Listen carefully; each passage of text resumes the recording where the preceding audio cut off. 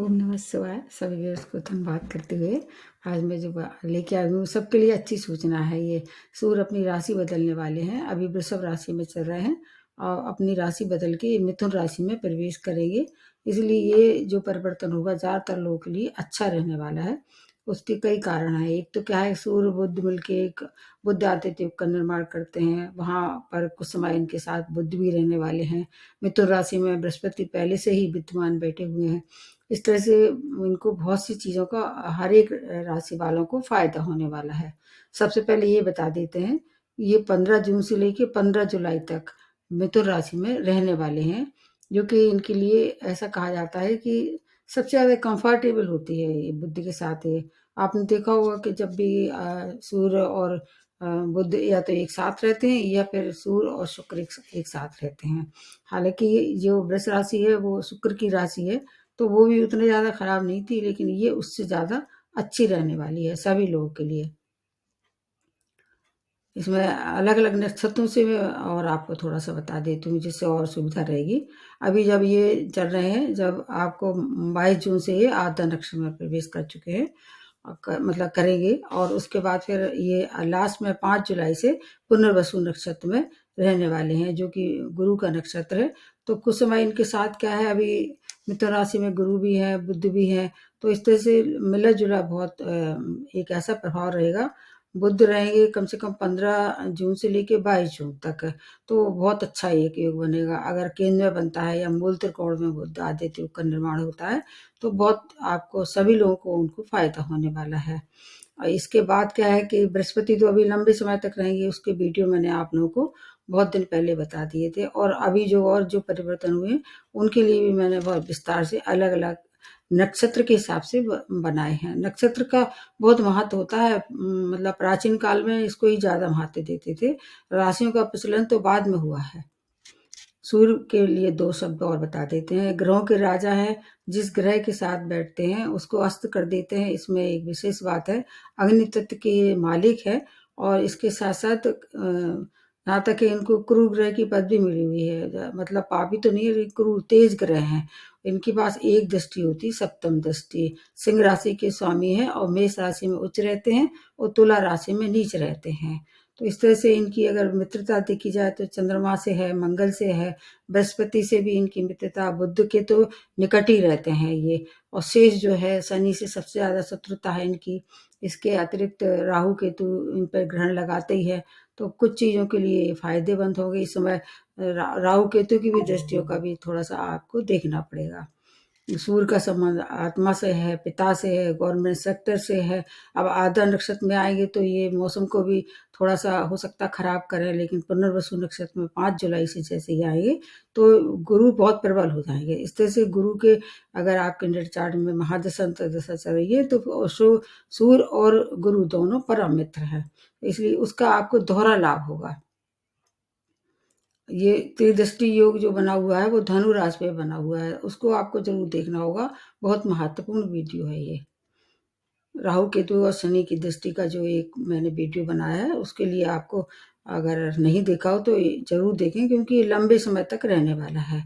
बहुत ज़्यादा ये विस्तार से इसलिए नहीं बता रहे क्योंकि हर महीने राशि बदलते हैं। सूर्य के लिए ऐसा कहा जाता है कि ये मतलब इनकी संक्रांति होती है ऐसे हर महीना, और फास्ट होते हैं, रिजल्ट भी बहुत फास्ट देते हैं। हर एक राशि वालों को देखना होगा कि जहाँ ये प्रवेश कर रहे हैं वहां पर 3 नंबर लिखा होगा, मिथुन राशि। वहां पहले से ही बुध हैं, और बृहस्पति तो अभी अगले 1 वर्ष तक मिथुन राशि में प्रवेश कर चुके हैं। उसके भी वीडियो मैंने आप लोगों को अलग अलग बताए हैं, राशि के अनुसार और नक्षत्र के अनुसार ही बताए हैं। इसके अलावा इनके जो मतलब इनकी स्वयं की जो राशि है वो है सिंह राशि। तो सिंह राशि के ये स्वामी हैं, और फिर इनकी एक दृष्टि जहाँ 3 नंबर पे जहाँ बैठेगी, तो एक दृष्टि कहाँ पड़ेगी, इनके सप्तम दृष्टि पड़ेगी धनु राशि पे। तो वैसे ही मतलब 3 दृष्टि से पहले ही 9 नंबर पहले ही दृष्टिपात हो रहा था, अब एक दृष्टि इसमें और शामिल होगा, ये सूर्य की। तो अब मिला के देखना कि हर एक राशि वालों को कितने कितने फायदे देने वाले हैं। वैसे गवर्नमेंट सेक्टर से कुछ ऐसे निर्णय होंगे जो कि काफी जनता को त्रस्त कर सकते हैं। इसके अलावा बृहस्पति की तो आपने बताया ही होगा कि इनकी दृष्टियों में अमृत होता है, और हर एक राशि वालों को मिले-जुले परिणाम मिलेंगे। विशेष तौर से ऐसी राशियाँ जो कि इनकी मित्र राशियाँ हैं, अच्छे परिणाम देंगे। गोचर में अगर देखें 3, 6, 11, 10वें भाव में आते हैं, तो इनके गोचर में अच्छे परिणाम मिलते हैं। शुरुआत किया जाए सबसे पहले मेष राशि से। मेष राशि के आपके तीसरे भाव में गोचर हो रहा है, जो कि इनका कारक भाव है और पंचम भाव की लॉर्डशिप है और मंगल के मित्र हैं। और मंगल की पोजीशन भी अच्छी आ गई है, क्योंकि मंगल भी आ गए हैं सूर्य की सिंह राशि में आ गए। हालांकि वहाँ केतु हैं, इसलिए उतना अच्छा फायदा नहीं होगा। फिर भी तीसरा भाव हर तरह से अच्छा है। और आप पे 7.5 भी लग चुकी है, तो आपको थोड़ा सा राहत हो सकती है इस दौरान।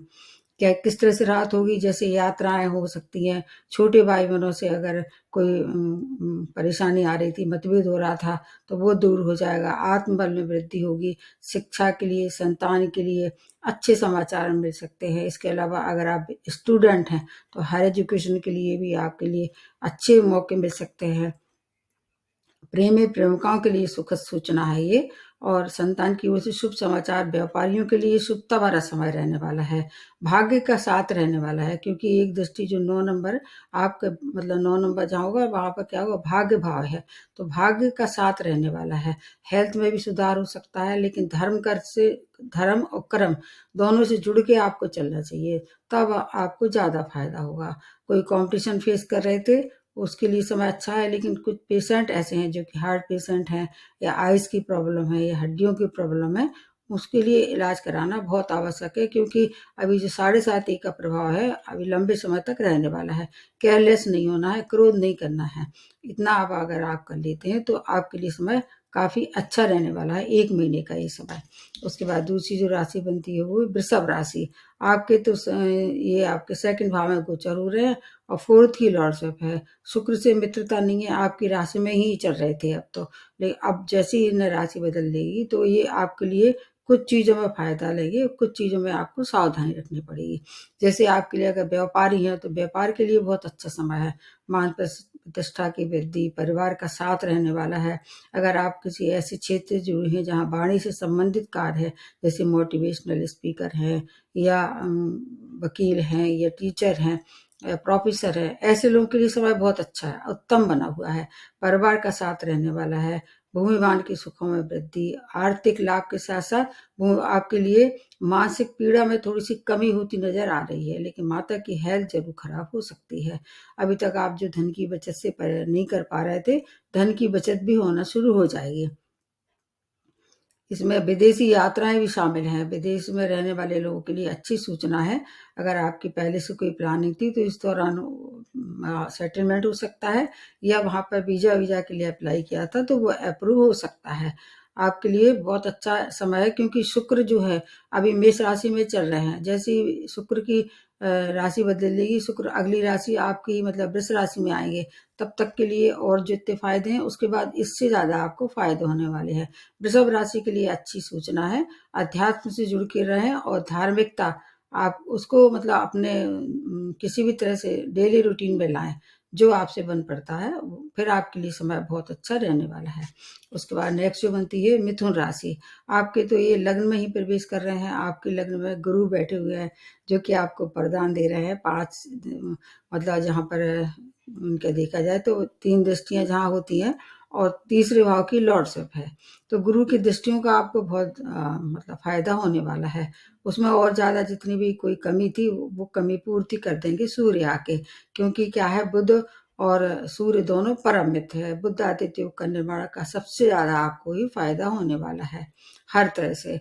जैसे कि आपके जीवन में कोई संघर्ष थे, वो संघर्ष आपके पारिवारिक हो सकते हैं, आर्थिक हो सकते हैं, सामाजिक हो सकते हैं, या आपके स्वास्थ्य से संबंधित कोई परेशानी थी, वो सब संघर्ष की समाप्ति की ओर आप मान के चलिए। सब कुछ आपके फेवर में होने वाला है। आत्मबल में वृद्धि, वाक्पटुता आपकी बहुत अच्छी हो जाएगी। उससे आप अपने जितने भी बिगड़े हुए काम है, सब बना लेंगे। 15 से 20 जून तक समय कोई शुभ सूचना आपको मिलने वाली है, क्योंकि उस समय बुध की स्थिति भी बहुत अच्छी रहने वाली है। आपका हो सकता है कोई प्रियजन जो आपसे बहुत दूर चला गया हो, उससे मुलाकात हो जाए, या वो वापस आ जाए। छोटे भाई बहनों का पूरा सहयोग प्राप्त होने वाला है। आर्थिक लाभ होगा। आपकी सुख सुविधा में वृद्धि के साथ साथ आपके मान सम्मान में वृद्धि, समाज में आपकी सामाजिक दायरा बढ़ने वाला है। ज्ञान की वृद्धि होगी। पराक्रम जो आप तक कर रहे थे उसका फल नहीं मिल रहा था, तो पराक्रम का फल भी मिलने वाला है। व्यक्तित्व काफ़ी दबदबा आकर्षक होने वाला है। कार्यक्षेत्र में आप चाहें तो अपने बॉस के संग अच्छे संबंध बना सकते हैं, और अगर व्यापारी हैं तो व्यापार में विस्तार भी कर सकते हैं। कोई महत्वपूर्ण निर्णय लेना है, जैसे कि आप कहीं ऐसे क्षेत्र से जुड़े हो, जैसे मैंने बताया वाणिज्य से जुड़े जुड़े क्षेत्र, जैसे मीडिया है या इस तरह से कोई और क्षेत्र है, उसके लिए वह बहुत ज़्यादा सफलता भरा समय है। हर तरह से आपकी आकर्षण क्षमता, सम्मोहन आपके मतलब इर्द गिर्द घूमने वाली है। मिथुन राशि वाले तो इस समय बहुत खुश होंगे, क्योंकि इनकी स्वामी राशि भी इनके संग है, ऊपर से बृहस्पति आपको वरदान दे रहे हैं। बहुत अच्छा समय है। और अगर कुछ परेशानी है तो रेमेडी आपको सबसे लास्ट में बताऊंगी। उसके बाद आ जाते हैं कर्क राशि। आपके 12th भाव में गोचर हो रहा है और सेकंड की लॉर्डशिप है। हालांकि सूर्य और चंद्रमा तो मित्र हैं, लेकिन बुध से मित्रता नहीं है, तो आपके लिए मिला जुला प्रभाव रहने वाला है। आपके 12th भाव में क्या है, ये थोड़ी सी आपके व्यय में वृद्धि कर देंगे। जो अभी तक किसी बात से आप थोड़ा सा बच रहे थे, खर्च अचानक खर्चे आ सकते हैं, वो खर्चे आपके अच्छी चीज़ों मतलब शुभ कार्यों पे होंगे। और इस दौरान अगर कोई आप धार्मिक आयोजन करते हैं या विदेशी यात्राएं करते हैं, उस पे आपको थोड़ा सा व्यय करना पड़ेगा। धन लाभ होगा, परिवार का साथ रहेगा। कोई कंपटीशन फेस कर रहे थे, उसके लिए बहुत अच्छा समय है, क्योंकि 6 भाव एक्टिवेट हो जाएगा ये। और जब 6 भाव एक्टिवेट होता है तो रोग शत्रुओं से छुटकारा आपके लिए मतलब हर तरह से अच्छा है। करियर के लिए अच्छा है। इन्वेस्टमेंट अगर आपको करना है तो किसी से सलाह ले लें, और विशेष तौर से बड़े इन्वेस्टमेंट से अगर हो सके इस दौरान तो टाल दें, अवॉइड करें। यात्राएं कर सकते हैं, अच्छी जितनी होंगी यात्राएं सफलतापूर्वक होंगी। बचत में आपकी थोड़ी सी जरूर कमी होगी, क्योंकि मैंने बताया कि व्यय ज़्यादा होगा। हर तरह के परिणाम आपने जो सोचा था, उनकी जो आपने पहले से प्लानिंग की थी, उन सब के लिए समय बहुत अच्छा बना हुआ है। बस जब यात्राएं करें तो आपको थोड़ा ध्यान रखना है कि चोरी वगैरह या कोई ऐसी चोट की संभावना दिखाई दे रही है। सावधानी तो रखनी ही पड़ती है यात्राओं में। तो अगर इतना आप कर लेते हैं तो आपके लिए समय अच्छा है, क्योंकि ढैया भी समाप्त हो चुका है। उसके बाद नेक्स्ट जो बनती है वो है सिंह राशि। सिंह राशि के आपके 11th भाव में गोचर होके आपके लग्न के मालिक हैं, तो स्वामी राशि है, ऊपर से लग्न में बैठे हैं, 11th भाव है, और फिर ढैया आप पे प्रारंभ हो गया है। तो आपके लिए ये शुभ सूचना है, क्योंकि इस समय ढैया का प्रभाव से आप काफी कुछ राहत महसूस करेंगे। और इसके साथ साथ आपको 11th भाव से संबंधित आर्थिक लाभ होगा, मित्रों का सहयोग प्राप्त होगा। इस दौरान आप चाहे किसी नए कार्य की शुरुआत कर सकते हैं, वो कब से कब तक, 15 जून से लेके 22 जून तक के लिए ये समय आपके लिए विशेष रहने वाला है। शिक्षा के लिए, संतान के लिए अच्छा समय है। संतान की ओर से शुभ समाचार मिल सकता है। स्टूडेंट के लिए हायर एजुकेशन के लिए जा सकते हैं। इसके अतिरिक्त अगर आप मतलब प्रेम में है तो प्रेम प्रसंग में सफलता मिल सकती है। विवाह में प्रेरित कर सकते हैं, क्योंकि बृहस्पति आपके लिए अच्छे बने हुए हैं। आत्मबल में वृद्धि होगी। इसके साथ साथ आपके लिए धनागमन, कहीं ना कहीं से आपको धनागमन होता नजर आ रहा है। बहुत अच्छा समय है हर तरह से। थोड़ा अपनी हेल्थ का जरूर ध्यान रखना है, क्योंकि शनि जो है वो आपको थोड़ा सा परेशान कर सकते हैं। इतना आप अगर आप अपने आप पर ध्यान रख लेते हैं तो आपके लिए भी समय अच्छा बना हुआ है। उसके बाद नेक्स्ट जो बनती है वो कन्या राशि। आपके 10वें भाव में गोचर होकर 12th भाव की लॉर्डशिप है। 10वां भाव इनका क्या है, कारक भाव है। और 12th भाव जरूर कारक तो नहीं है, क्योंकि कन्या राशि के स्वामी राशि बुध है, उनका साथ भी रहेगा, तो बुध आदित्य योग का निर्माण 10वें भाव में रहने वाला है। आपको कैरियर में बुलंदियों तक पहुंचाने वाले हैं, चाहे आप व्यापारी हो, चाहे आप जॉब में कार्यरत हो, कहीं भी ये समय आपके लिए अपार सफलता भरा है। दबदबा हो सकता है। इस दौरान कोई नए जॉब की भी प्राप्ति हो, पुराने जॉब में प्रमोशन, इसके अलावा बॉस के साथ अच्छी पटरी बैठने वाली है। सहकर्मी आपकी इज्जत करेंगे। और आपके मतलब अगर आप राजनीतिज्ञ हैं तो उनके लिए समय बहुत अच्छा है।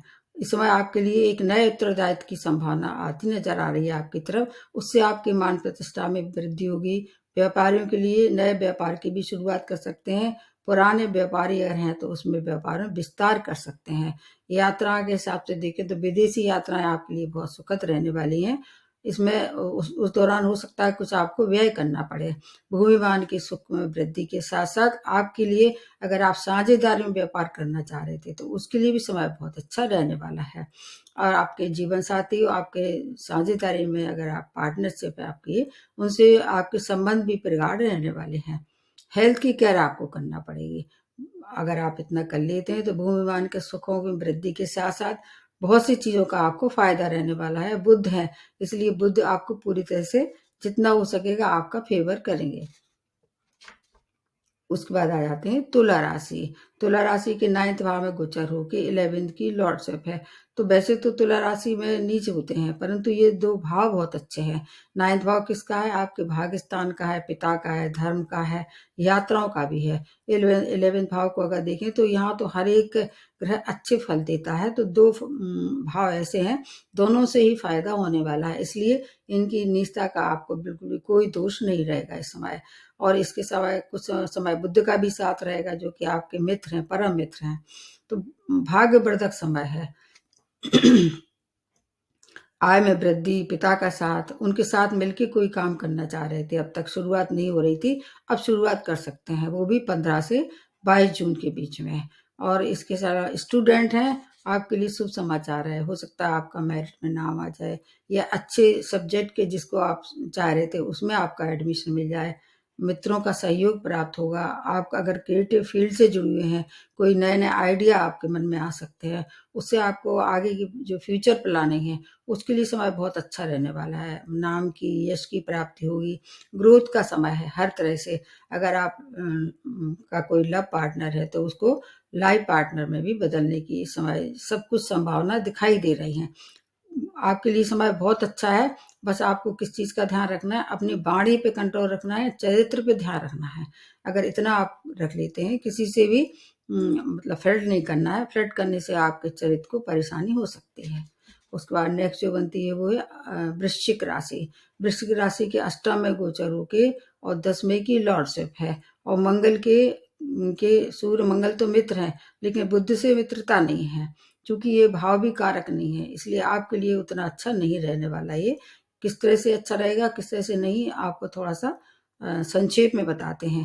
करियर के लिए समय बहुत अच्छा है। 10वां भाव किसका देखते हैं? करियर का। तो करियर में रुके हुए सब कार्य इस समय हो सकते हैं।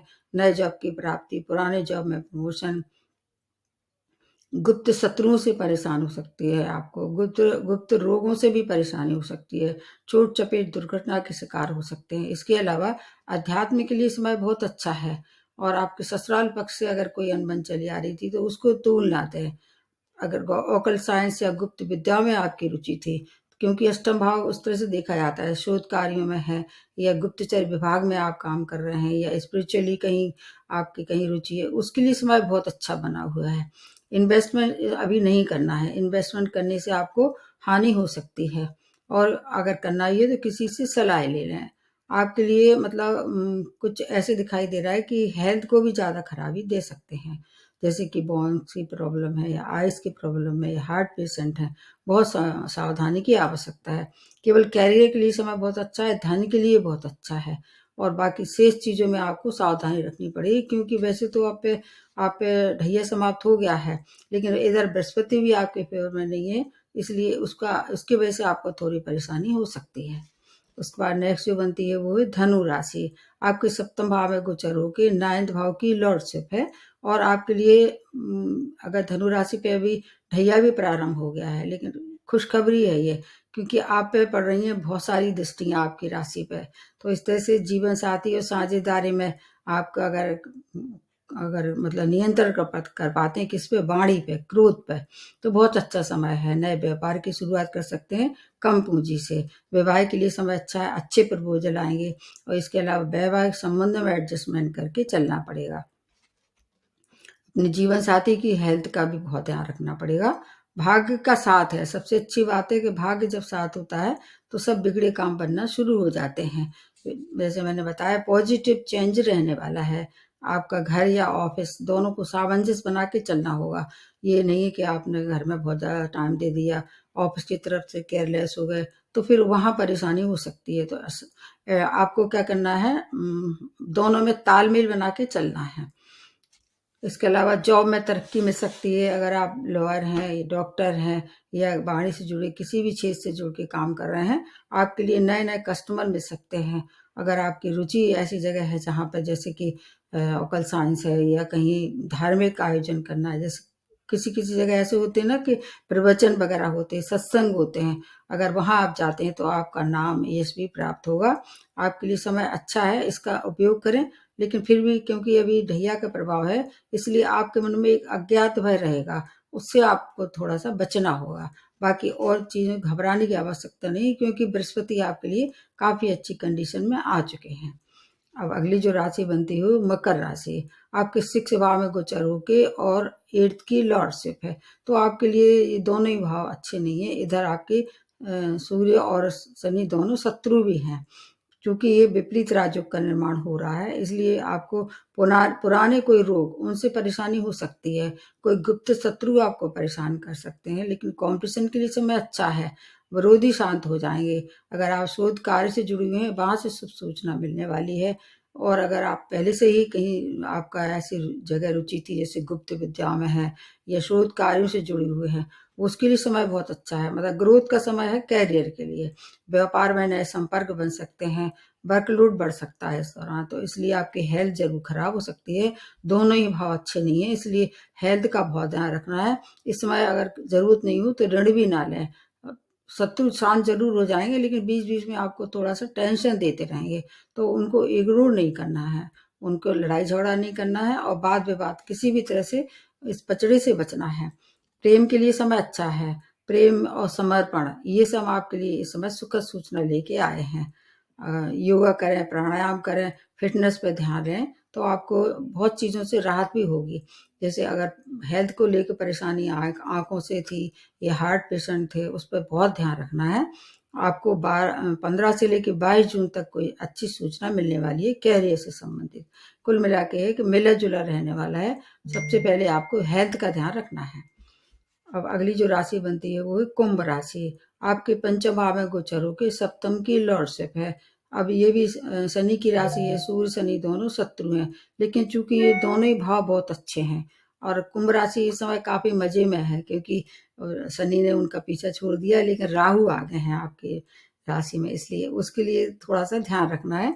कंफ्यूजन जरूर रहेगा आपको हमेशा, किस हर बात को लेके कंफ्यूज रहेंगे, तो उसके लिए आप अपने जीवन साथी से या किसी से सलाह ले लें, क्योंकि सप्तम भाव जीवन साथी का है, साझेदारी व्यापारी का है। तो आपको देखना होगा कि जीवन साथी अगर आपका इस योग है तो उससे सलाह ले लें, या जिसको आप वेल विशर मानते हैं उससे सलाह लेके अगर काम करते हैं तो आपके लिए समय अच्छा है।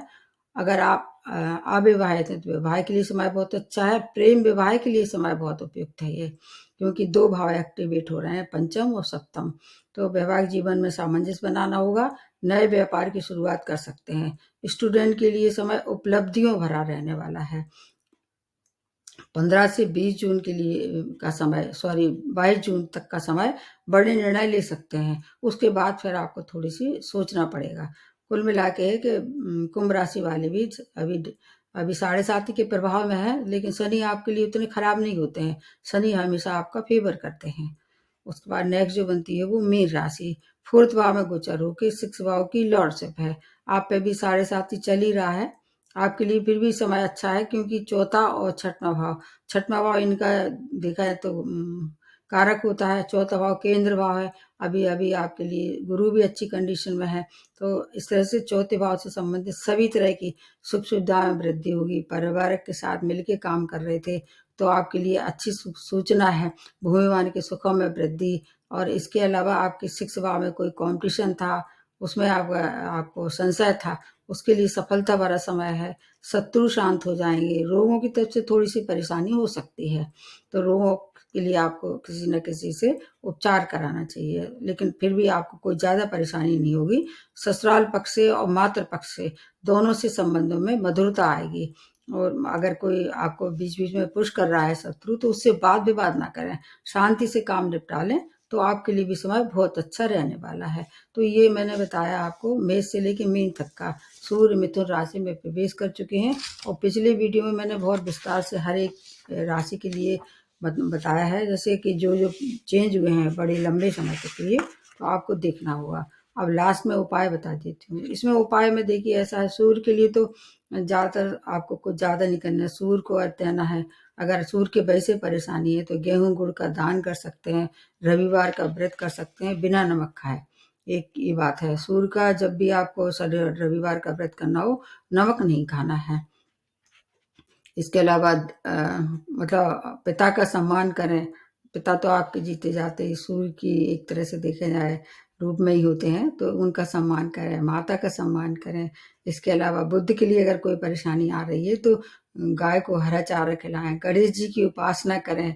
और इसके अलावा बृहस्पति की वजह से अगर कोई परेशानी आ रही है, क्योंकि इसमें क्या है, त्रिग्रह की बनेगा नहीं योग, तो अगर किसी बृहस्पति की महादशा अंतर्दशा या बृहस्पति अच्छे भाव में नहीं है तो उससे भी परेशानी हो सकती है। तो पीली चीज़ों का दान करें।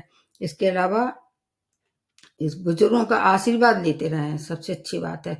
आप अपनी तरफ से जितना हो सके उनकी मदद करते रहें। जो कोई भी ऐसे हैं, भले आपका कोई परिचित नहीं है, लेकिन मान लीजिए किसी को क्रॉस कराना है या किसी तरह के किसी भी तरह से शारीरिक तौर से अगर कोई मेहनत करनी, उनकी हेल्प करनी तो कर सकते हैं।